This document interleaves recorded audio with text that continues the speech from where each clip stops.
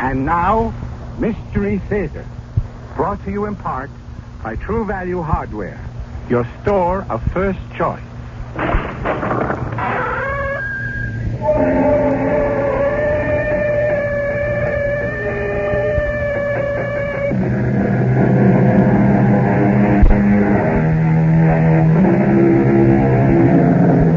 Come in. Welcome. I'm E.G. Marshall. Welcome to the sound of suspense. Welcome to the fear you can hear. Welcome to the world of terrifying imagination. The subject of the story you're about to hear is murder. But the subject is also time. We've all heard of killing time. But have you heard about using time to kill? You will in the next few minutes when Mr. Owen Layton himself tells you his most ingenious scheme for getting rich quick by means of sudden death. Owen, for heaven's sake, what are you doing here? You're supposed to be in Paris. I've shot Harriet, and I seem to have done exactly that. By the way, I met your charming dance in although I'm quite sure he didn't see me. But I don't understand. How could you possibly have returned home so soon? I was in a terrible hurry to see you, darling. I simply couldn't wait to see you and do this. Oh, no.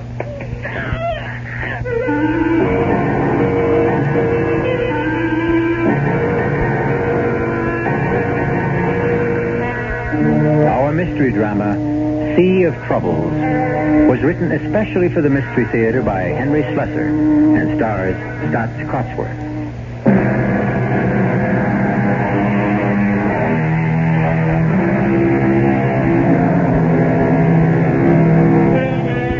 Our spine tingler begins across the sea, in the delightful city of Paris. They say that you can sit at a sidewalk cafe in one of these streets and sooner or later meet everyone you've ever known. Well, now we're going to introduce you to someone who you don't know, but whose acquaintance you'll enjoy making. His name is Owen Layton, and he prefers to tell you his unusual story in his own words. I arrived in Paris at 10 o'clock that morning, but I didn't leave my hotel room until well after 4. I knew my brother Gerald's habits only too well. He'd probably be sleeping until noon. So I knew where he would be at 4 p.m., of course, at Patrick's Cafe on the Rue de Montparnasse. Everyone loved Gerald at Patrick's because he was famous for always paying his bills. With my money, of course. Bonjour, monsieur. Bonjour. I chose a table well to the side, but my appearance still attracted considerable attention. And why not? With my rumpled English tweeds, a long gray beard in the style of Ulysses S. Grant, a pair of crutches to keep my monstrously bandaged foot off the Parisian asphalt. Well, I must have been quite a sight. Garçon, a pain d'eau, s'il vous plaît. Très bien, monsieur. Well, what do you know, Owen, for the love of Pete? Hello, Gerald. I'm glad you were able to recognize me under all this hair and bandages. Well, how are you? What's the matter with your foot? Oh, never mind about that. Give me a look at you. I haven't seen my kid brother in over a year. You know something? You look more French than ever. Yeah, come on now. Let's hear about that foot, Owen. And the beard. When did you grow all that shrubbery, huh? Well, I got the idea from you. The last time I was in Paris. This thing? Yeah. This is nothing compared to you. Now, listen, the last time I saw a beard like that, it was on a $50 bill. Yes. I guess it got a little out of hand. I'm thinking of trimming it, as a matter of fact. More like your style. Well, I'll introduce you to my barber. Hey, do me a favor, Gerald. Finish this Pernod for me. I shouldn't be drinking with my foot. Well, what's your foot got to do with it? It's the gout.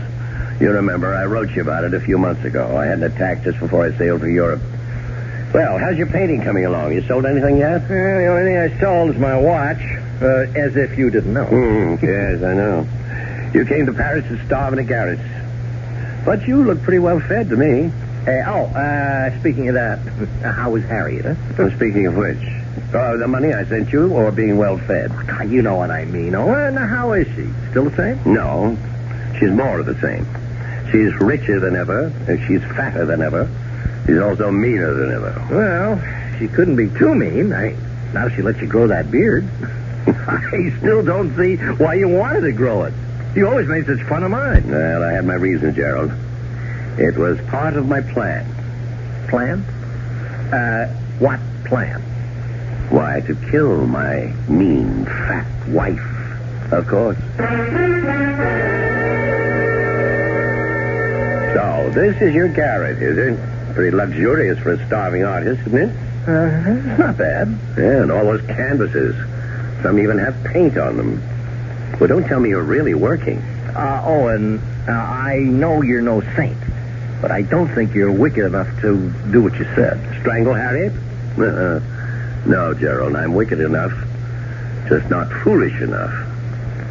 My wife's money will be precious little good to me in prison. Now, don't tell me you've got some kind of a foolproof scheme, Owen, because there is no such thing. Sit down. And no matter how clever you are, there's always someone cleverer. In the detective novels, perhaps? Now, sit down before I kick you with my gouty foot. I've got 5 pounds of bandage there. It makes quite a weapon. I don't understand what you meant about gout. It's the very cornerstone of my plan. I have established a medical history of the disease if questions arise later. Questions? Yes, about the bandages. Owen, I have never seen you like this. You're really talking wildly. Now, those crutches, the beard, all this crazy talk about killing people? What's... Not crazy at all. It's a beautiful, rational scheme. And one that you will be eager to see succeed. Owen, what's happened between you and Harriet, huh? Well, nothing sudden. It's been a gradual change. Perhaps the inevitable result of advancing years. You know, I was considerably younger than Harriet when we married. Now it seems I'm not young enough. Now, wait a minute. Are you cutting me off? Are you going to stop sending me money? Nothing of the kind. As long as my income can support it, you can continue to develop your artistic talent. The question is, how long will my income continue? It's been 10 years since I married Harriet. The difference between our ages is suddenly not so great. Harriet is discovering that there are younger men in the world. In fact, there's one particular one she's fond of. You're joking. Yeah, he's a dancing instructor, as a matter of fact. She met him when I had my first attack of gout. I couldn't move for a month while Harriet indulged herself in non-domestic pleasures like dancing. But to talk about killing her... Killing her carefully, Gerald, with due regard to the risks involved. Actually, I thought of the answer when I was flat on my back. I had plenty of time to think then. About what? A unique phenomenon of the modern age. The magnificent paradox of transoceanic travel. Travel? Yes. A ship makes its journey in some 5 days. A jet plane takes only a few hours. But you hate planes. You've never been on a plane in your life. Yes, that's right. They terrify me. Well, what does all this have to do with killing Harriet? Everything. For you and I, brother, are going to put that transatlantic paradox to use. We're going to prove that the difference between a ship and a plane is a lovely way to commit murder.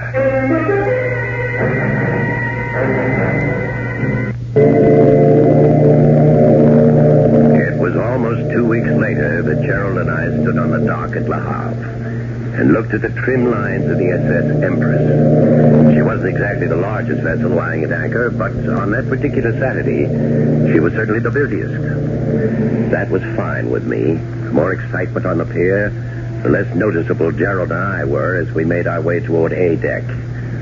Our progress was slow, since I never really managed to use those crutches. Finally, we made our way to stateroom G, and as the door finally shut behind us, I collapsed on the bunk. I looked at my younger brother's face and felt considerably better. Poor Gerald. His complexion was so pale white against his reddish beard, now fuller by 2 barbarous weeks. Relax, Gerald. I had your confidence, Owen. So let's take care of the passports first, and then we can call the steward. All right. Here they are. Good. Now, we have to do... With infinite patience, I set about the delicate task of removing the small photographs from both passports.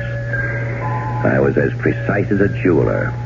Then I squeezed glue from a tiny tube and replaced them. One bearded face substituted for the other one. Yes, my brother and I look quite a bit alike, despite the 6-year difference in our age. Owen, are you sure nobody will notice? Now, you're not supposed to tamper with these passports. Yes, that's true. And I understand it's also a crime to kill someone. Nevertheless, that's exactly what I plan to do. Now, let's ring for the steward. All right. The man who answered our ring was a perfect delight. An aging cockney with a thin crest of white hair, the mouth of a pixie, and the squinty eyes of a myopic. The latter, of course, was going to be a blessing. Everything all right, Mr. Leighton? Yes, everything's just fine. Your name, Mr. Pawkins? Yes, sir, that's me. Sir Pawkins, at your service. Well, Mr. Pawkins, I'm afraid I'm going to be something of a burden to you on this voyage. As you see, I'm an invalid. Oh, yes, sir, your poor foot, sir. Exactly, my poor foot. As a result, I'm going to be forced to take all my meals in here. So you'll have to arrange matters with the dining steward. I trust that can be arranged. Oh, yes, sir, don't you worry none about that, sir. Good. Nor will I be spending any time on deck. The least bit of roll is extremely painful for me. So I'll remain in my stateroom until we reach port. Oh, what a pity, sir. Oh, it's all right, it's all right. I've got a great deal of business to take care of between here and New York. I'll have enough paperwork to keep me busy. So if you'll just bring me my meals and keep me from being disturbed, you'll be doing your job handsomely. All right? Understood? Oh, yes, understood, Mr. Leighton. See you later then, Mr. Pawkins. Oh, yes, sir. We were lucky. He seems like a cooperative old geezer. Yes, but be careful. Always keep your door locked, so he can never enter without knocking. And every time he brings you that tray, make sure that you're either dozing or buried in papers. Understand? Understood. Yeah. Well, when I think about what you're going to do in New York while I'm on board the ship, What I'm going to do in New York is going to be a pleasure. But you're so cold-blooded about it, Owen. You are going to kill a human being. No, I never said that. I said I was going to kill Harriet.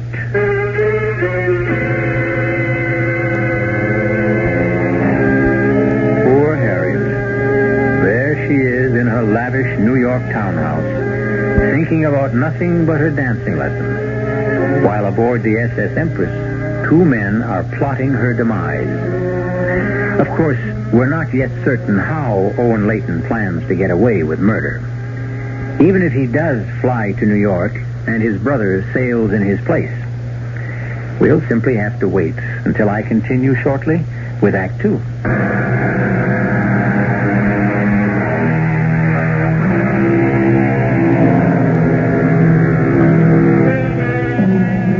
Now let's return to Stateroom G on A deck of the SS Empress.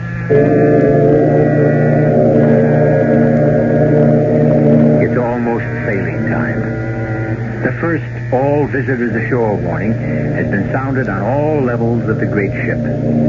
But in Stateroom G, of course, the warning has a special significance, because now the visitor has become the passenger, and the passenger has become the visitor. But let Mr. Owen Leighton speak for himself.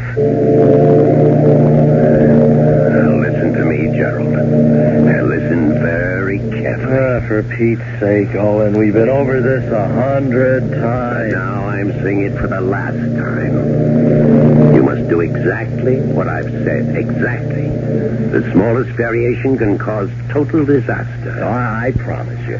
I won't move from the stateroom. I'll be a good little rabbit in my cage. Yes, that's exactly what worries me. Your rabbit-like tendencies. Don't expect me to enjoy it. When I think of all those cute little bunnies strolling around on the deck. No, just forget they're there, understand? Let me get this bandage off my foot. Oh, and don't forget the 6th night. You'll manage, all right? Won't be any fun, Owen. Yes. Neither would it be any fun to fill gas tanks in Hoboken. Not as much fun as living on the left bank with those Parisian beauties of yours. All right, I know. And don't forget who's really doing the hard work, Junior. Including that plane trip tonight. Oh, To me, that's the worst part of it all. Listen, how high do those bloody things fly? Oh, 30,000 feet, I think. Oh, it's preposterous. There, the bandage is off now. Now, let's get them on you. By the time the next all ashore sounded, the transformation had been made. The bandages were on my brother's foot, and the crutches were lying snugly beside his bunk. And I was all set to leave. With Gerald's gray tweed coat belted around me, with Gerald's hat on my head, I strolled to the visitor's gangplank and left the SS Empress to its business.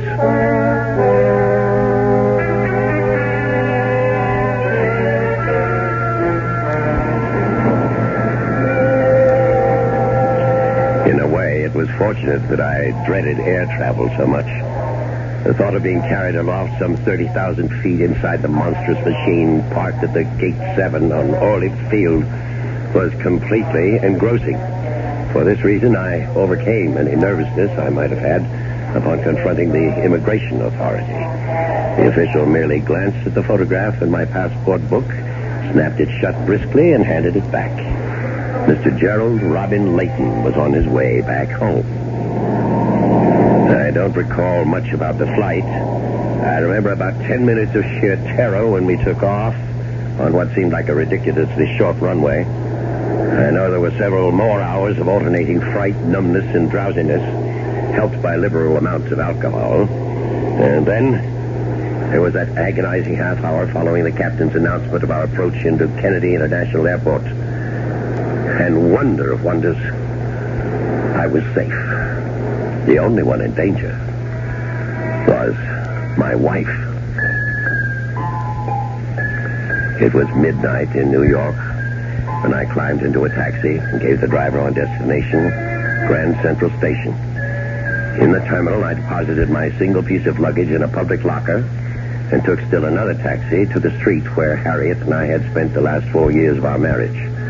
The brownstone was an imposing building from the exterior, but Harriet's money had made it possible to scoop out the interior and transform it into a duplex of cunningly modern design. I had spent several happy hours in this house, about 7 or 8, I think. It was 1:20 in the morning by the time I arrived, and the traffic had gone from the quiet streets of Sutton Place. The street was empty. The shades of the buildings opposite had all been drawn against the night. I felt certain that no one saw me quietly insert the key into the lock of the front door. I went quietly upstairs to the bedroom. It was empty. But that was no surprise. It was Saturday night. Presumably, I was in Paris. Therefore, Harriet was on the town, probably in the company of her dance instructor friend. In a way, I was glad that she was running true to form. It helped me feel justified in taking the drastic course that I was about to take. About 20 minutes later, I heard the front door opening again. Oh, my feet. My feet. You danced my little tootsies off tonight. You fled a stair, you... Well, that's what you're paying me for, Mrs. Layton. Oh, that's what you think, lover. Well, speaking of love... Oh, stop it now, Douglas. Now, stop it, brute. You mean I don't even get a kiss goodnight? Oh, tomorrow night, maybe. Right now, I want to go to sleep. I thought you looked a bit preoccupied tonight. Is anything wrong? No.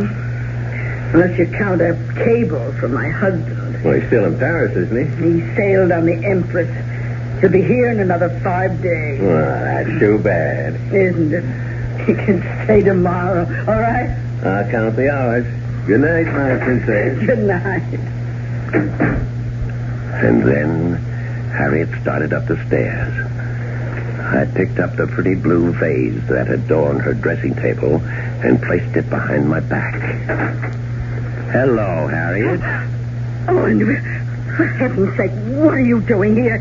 You're supposed to be in Paris. Well, I thought I'd surprise you, darling. I seem to have done exactly that. But your cable, you said you were taking the Empress. She won't arrive for days. Well, actually, I changed my mind about taking the ship. I flew instead. You? You were never inside a plane in your life. No, there's always a first time, isn't there? For everything. But why? When you're so terrified of flying. Because I was in a hurry, darling. I simply couldn't wait to see you and do this.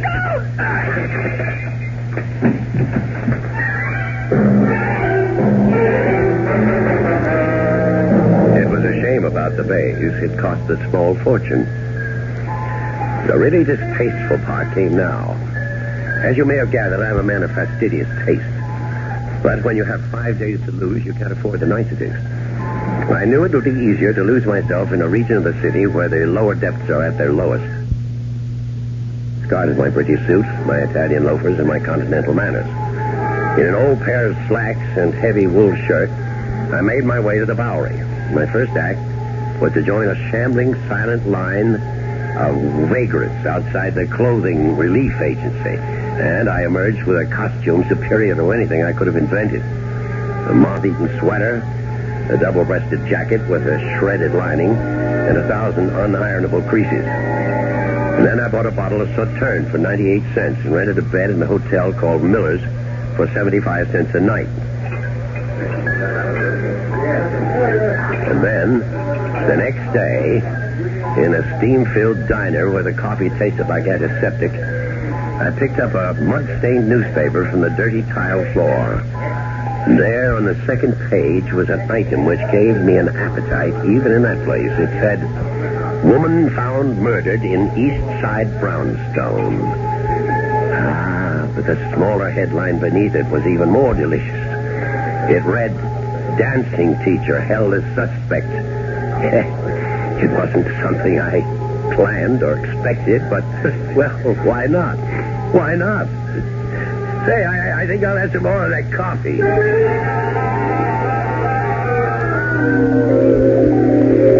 And then the 5 days were over. It wasn't very far from the Miller Hotel to the docks. The first glimpse I had of the Empress' beautiful bow on the horizon thrilled me in a way I had never known before. But I couldn't stand about and admire it. I had things to do. I made my way as unobtrusively as possible back to Grand Central Terminal. I removed my luggage from the locker, and then in the washroom I shaved and changed into clean clothes. Then I went down to Pier 16 to greet the arriving Empress. I knew that Gerald would be among the last of the passengers to appear. But then there he was, wearing my green plaid topcoat with a collar pulled around his throat, wearing my Homburg hanging low over his eyes. He was using my crutches, too, and not very well. But with his foot so heavily bandaged, he still made a convincing cripple. Owen, over here. You know, for a minute I didn't think you'd make it. Well, how was it? How did everything go? Fine. Look, when can I get rid of these crutches? They are killing. Never mind the crutches. What about the steward, Mr. Pawkins? Did you see him before you left the ship? No, I managed to avoid him. I didn't even tip him either, just as you said. Good. Now get into that car. This isn't your car, is it? It's a rental car. So get inside so we can switch clothes. A rental car? Well, weren't you taking the chance? I rented it in your name, Junior. Don't worry about it. You really thought of everything. Owen, I have to give you credit. Just give me my clothes and that bandage. And fast. And so we made the switch, as before. By the time I stepped out of the rented automobile, I was dressed in the Homburg and the green plaid coat. And the bandages were back where they had originated. In fact, the crutches seemed like old friends as I hobbled back to the entrance of Pier 16. I spotted the ship's petty officer emerging from the passenger exit. Pardon me, sir. Yes, sir. What can I do for you? Well, it's rather embarrassing. You see, there's a steward that I meant to take care of before I left my stateroom. He was very kind to me. What's his name? Pawkins. He's an old fellow. Very nice. I hated to miss him when I left, but somehow I did in all the excitement.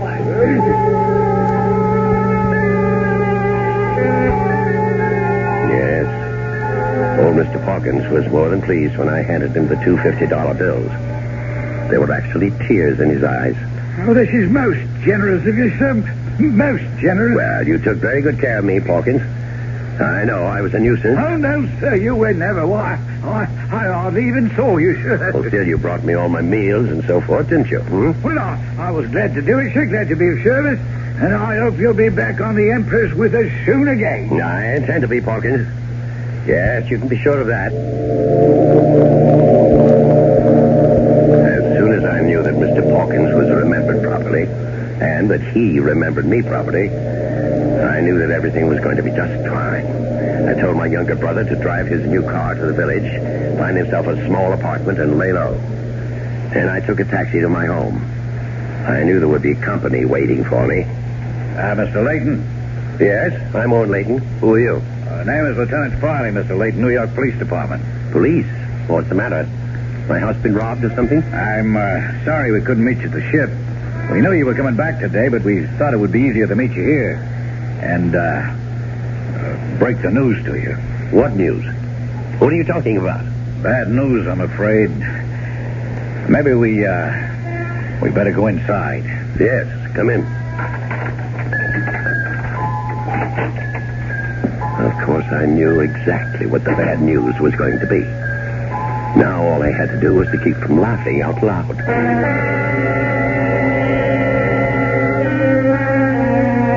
We seem to have been witness to the perfect murder. Owen Layton can't be blamed for the murder of his wife, and for the most natural reason in the world. Owen Layton wasn't in New York when his wife was murdered. Owen was on the high seas. Just ask Mr. Pawkins or anyone else aboard the SS Empress. But before we congratulate Mr. Layton on his cleverness,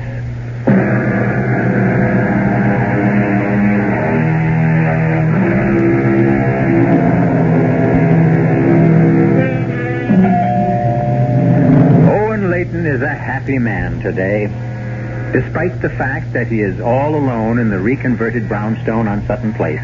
The smile never seems to leave his face.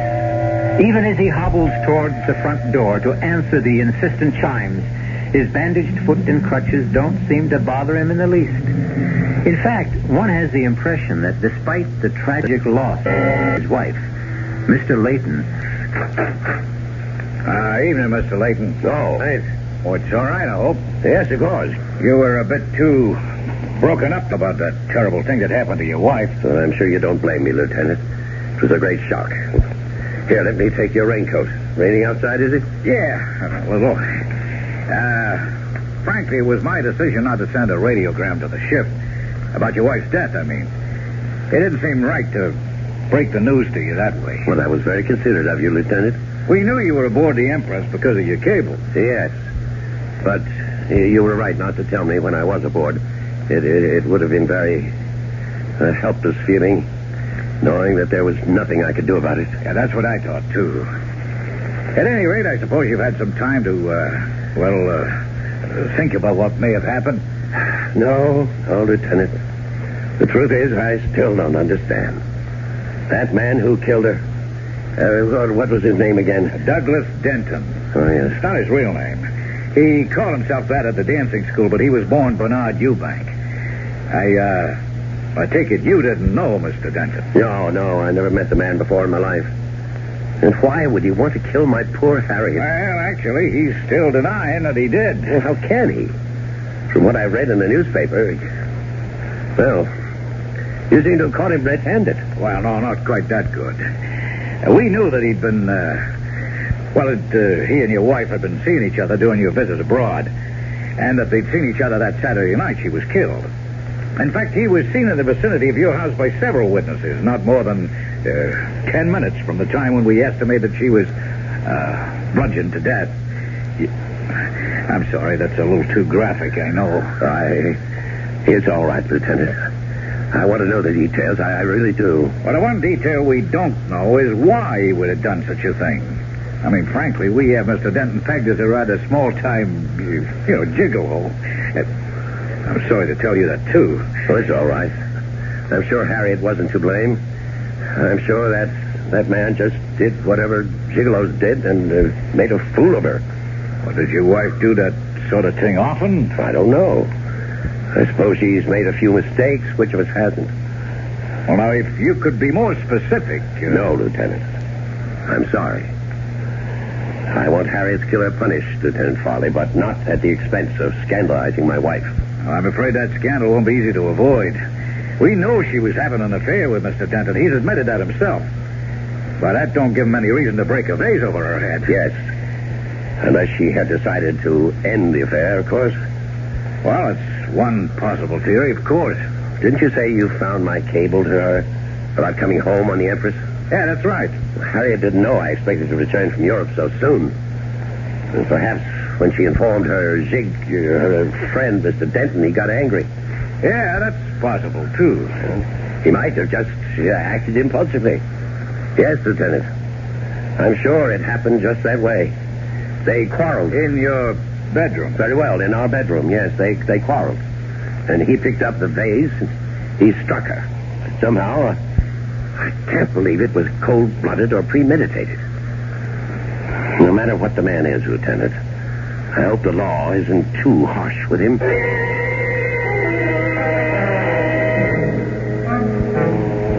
I'll tell you what wasn't easy.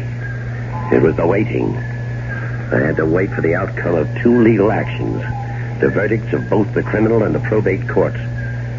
But I had every confidence that human and fiscal justice would be done. And then, one night, a little more than 2 weeks after my return... Hello? Owen, it's Sheila. I beg your pardon? It's Sheila. God, I feel terrible not calling you before this, but I just found out what happened. I read the whole thing in the paper, back issue. Oh, and you poor thing, you must be in a state. Are you sure you're calling the right number? Of course I am. At least that's the number in the telephone book. 815-5555. Well, you certainly have the right number, miss, but I believe you have the wrong party. Oh, come on. Stop it. You're the only Owen Leighton in the directory. Well, that doesn't mean very much. Hey, what is this? What are you trying to do? Well, I'm simply trying to find out who you are and why you think you know me. Wait a minute. Is there someone there with you? Is that what all the double talk's about? No, I'm alone. Well, then why the big act? Well, now listen, Owen. I told you not to try any of that shipboard romance stuff on me. I won't stand for it. Did you say shipboard romance? You heard me. I warned you that I wasn't interested in the friendly little kiss at the gangplank kind of stuff. Listen, you're not talking about the ship you mean isn't the Empress. Of course it's the Empress. Gerald, you idiot. Huh? Oh, what did you say? I said, forgive me, I'm just so mixed up about things right now. Well, you can't be so upset that you forget about me. Besides, from the way you talked about your wife, she didn't mean a thing to you. Look, Sheila, I can't talk anymore right now. You're not brushing me off that easily. Oh, and I warn you. I'm not trying to brush you off. It's just that I'm having visitors, Sheila. Important people, business. All right, tomorrow then. Early tomorrow. I'm not sure I can make it tomorrow either. I may have to go out of town. There are things to settle regarding my wife's estate. Well, there are things to settle, all right. Between us, lover. Oh, God. Dear God, he's ruined everything. Everything.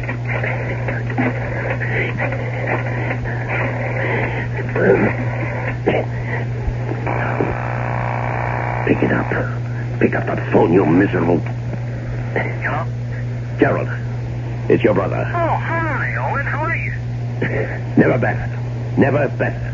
What's the matter? You don't sound well. Well, why shouldn't I be well? I just had a lovely chat with a no doubt charming young lady. What? Her name is Sheila. Isn't that a lovely name, Sheila? Uh-oh. Is that name familiar to you? Oh, no, before you say anything else, when you listen to me. Yes, that's why I'm calling, to listen to you. To see if there's anything you can say, anything at all, that will mitigate my intention of coming right over there and strangling you. You've got to understand how it was, Owen. I was a prisoner in that stateroom, a virtual prisoner. Yes. And that was the idea. I told you never to leave that room. Never to so much as poke your ugly head out of the door. Well, it was easy enough for the first day, Gerald, but after almost 24 hours of that, How many other women did you take up with? Oh, and she was the only one, absolutely the only one I had anything to do with. And if I know you had plenty to do with her. Well, I couldn't live like a hermit, for Pete's sakes.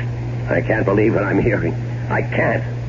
You knew how important it was to convince everyone that you were me. But I did that, Owen. I told her I was you. Aye, that was clever. No, she thinks I am you, Owen. Now, look, the fact that she telephoned you tonight, doesn't that prove it? Oh, yes, that proves it completely.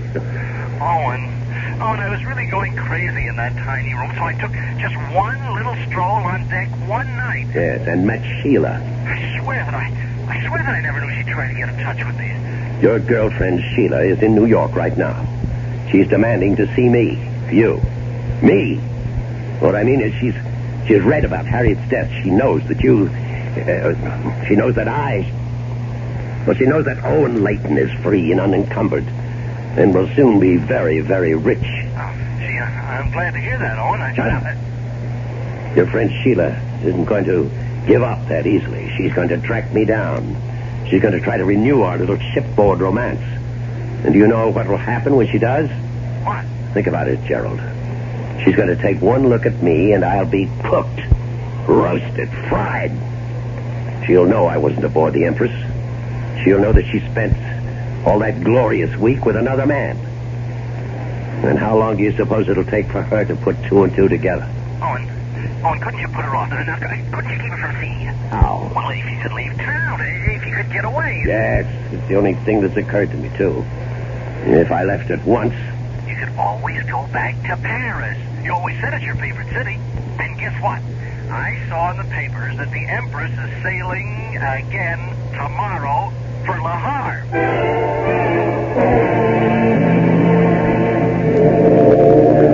For the first time in my life, I wasn't looking forward to a sea voyage. And I knew that my idiotic younger brother had left me no other choice. The minute I was off the phone with him, I was on again, this time to my very obliging travel agent, who told me that passage aboard the Empress was indeed possible. But for the first time in my shipboard travels, I couldn't get a stateroom. Couldn't even do better than B-deck. But it was an indignity I was forced to accept. This time, my cabin steward wasn't an amiable gentleman like Mr. Pawkins, but a gruff, uncommunicative type who made no promises of devoted service. But then I wouldn't require much service. For one thing, I no longer needed my bandages and crutches. As far as the world is concerned, my troublesome gout was healed. Oh, pardon me, sir. Yes? Aren't you the gentleman who sailed with us a couple of weeks ago? That Pawkins chap? Oh, yes, that's right. You were the officer who helped me find the steward. Yes, everything worked out all right there? Yes, everything went fine.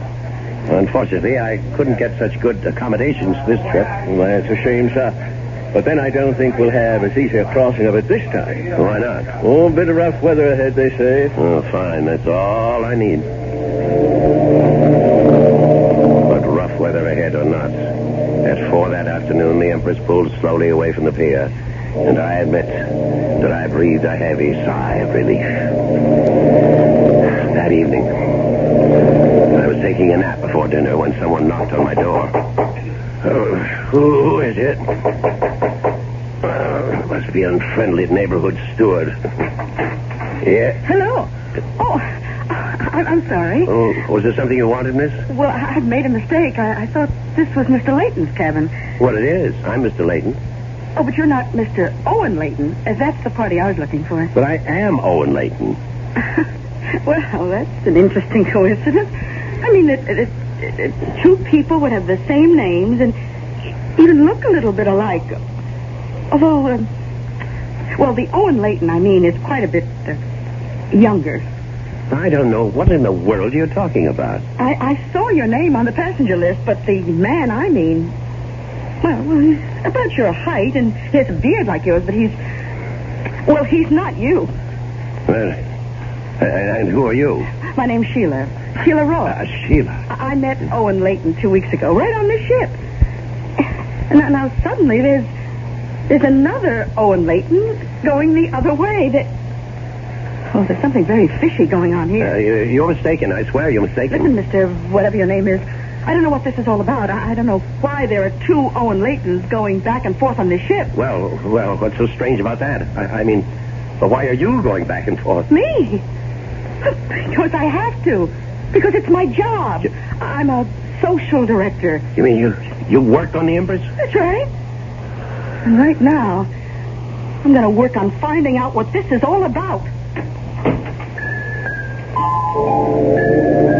I stood rooted to the cabin floor, listening to the melancholy sound of the ship's whistle, warning the seas ahead that we were on our way, heading straight for troubled waters.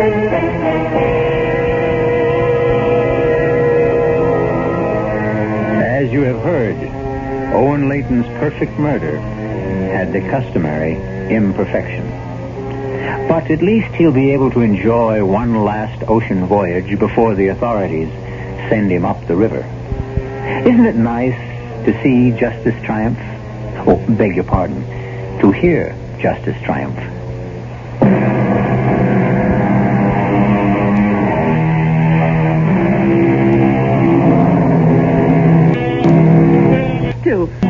We hope you enjoyed tonight's voyage. We hope you'll be aboard next time the CBS Radio Mystery Theater takes you on a trip to all points mysterious. As you know, we have every means of transport available to us, from ships to trains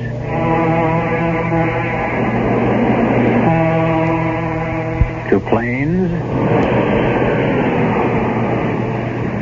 And isn't it wonderful to realize that we did drop of gas? Our cast, Dan Arco and Ian Martin. Our production was under the direction of Himan Brown. This is E.G. Marshall inviting you to return to Mystery Theater for adventure in the macabre. Until next time, pleasant dreams.